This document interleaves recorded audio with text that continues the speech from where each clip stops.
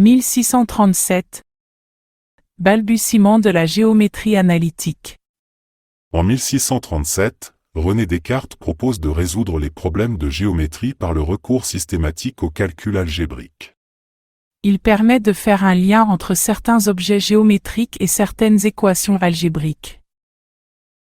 Le terme de géométrie analytique, par opposition à la géométrie synthétique, se réfère aux méthodes d'analyse et synthèse pratiquées par les géomètres grecs de l'Antiquité.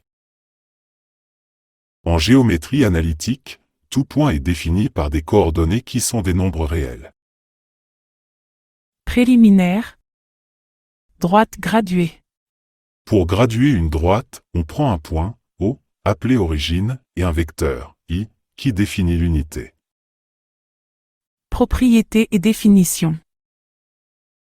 Sur une droite graduée par ce repère, à tout point A, correspond un unique nombre, x, appelé abscisse de A.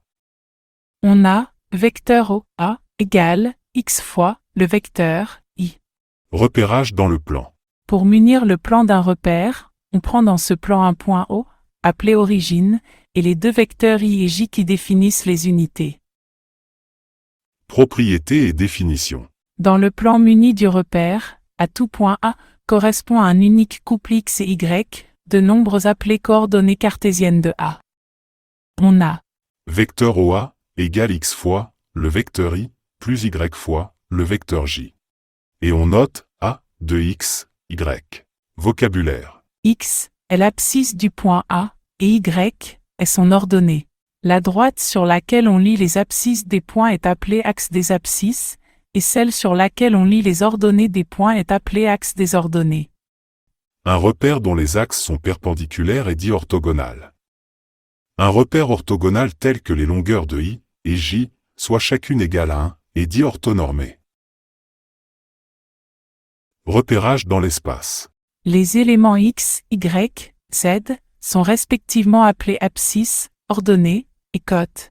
Pour définir un repère dans l'espace, on prend un point O, appelé origine, et les représentants de trois vecteurs I, J, K, qui définissent les unités et les directions. Propriété et définition. Dans le repère défini, à tout point A, correspond un unique trio X, Y et Z de nombres appelés coordonnées de A. On a Vecteur OA égale x fois le vecteur I, plus y fois le vecteur J, plus z fois le vecteur K. Et on note A de x, y et z. vocabulaire. X est l'abscisse de A, y est son ordonnée, et z est sa côte.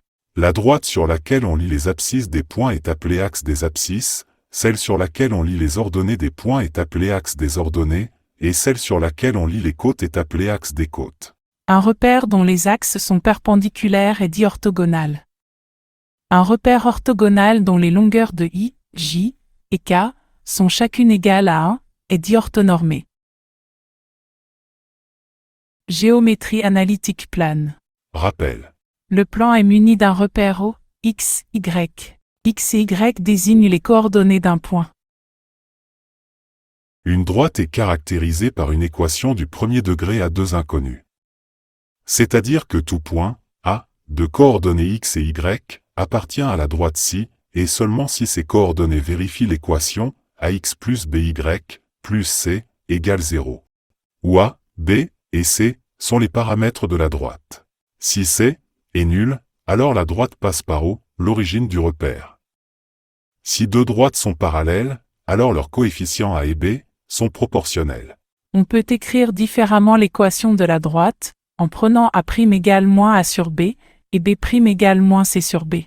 Y égale A'X plus B', où A' égale moins A sur B est appelé le coefficient directeur ou la pente de la droite dans un repère orthonormé, et B' égale moins C sur B est appelé ordonnée à l'origine.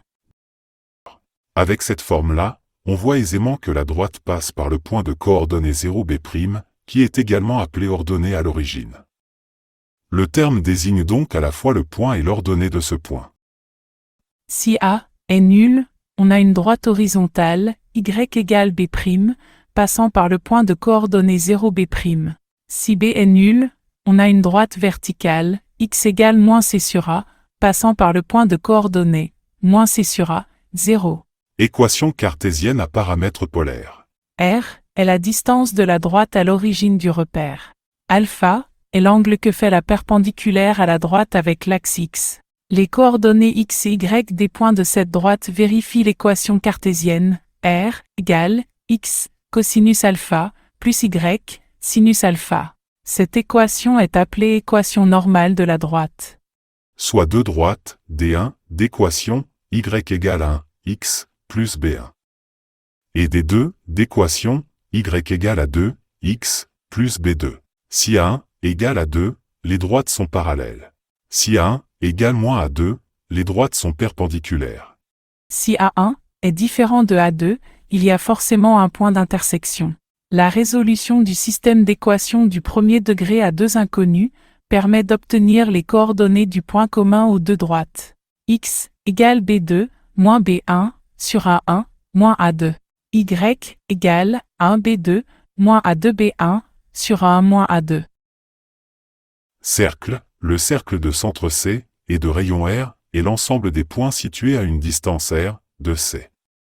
Son équation est donc X moins XC au carré plus Y moins YC au carré égale R au carré que l'on peut écrire Y égale YC plus ou moins racine de R carré moins X moins XC au carré. Équation paramétrique. Si V est le vecteur directeur d'une droite passant par O, tout point A de la droite vérifie les équations. XA égale T fois XV plus XO. YA égale T fois YV plus YO, où T est un nombre réel. Avec 1 égale XV et B1 égale XO, on peut écrire X égale 1 fois T plus B1. Avec A2 égale YV et B2 égale YO, on peut écrire Y égale A2 fois T plus B2. Les polynômes de la droite sont du premier degré en T.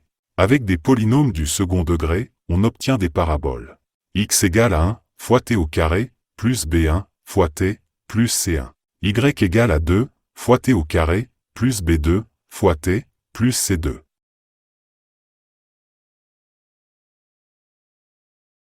Courbe de Bézier. Les courbes de Bézier sont des courbes polynomiales paramétriques. Exemple, polynôme du second degré.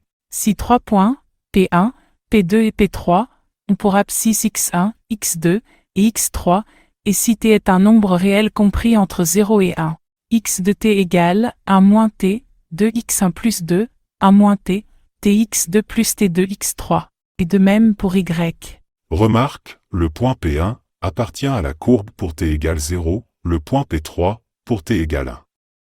La courbe ne passe pas par le point intermédiaire P2. On remarque que pour t égale 0, la courbe est tangente à P1, P2, et pour t égale 1, tangente à P2, P3. Polynôme de degré 3. 4 points P1, P2, P3 et P4 ont pour abscisse x1, x2, x3 et x4. X de t égale 1 moins t, 3x1, plus 3, 1 moins t, 2tx2, plus 3, 1 moins t, t2x3, plus t3x4, et de même pour y. La courbe est tangente au réseau, au point P1 et P4, mais ne passe pas par les points intermédiaires. Forme générale. Si n est le degré du polynôme, x de t égale somme de i égale 0, à i égale n, de n, puissance i, par 1 moins t puissance n moins i, t puissance i, xi. Avec des polynômes de degrés élevés, la souplesse d'utilisation de ces courbes est très utile dans les applications graphiques.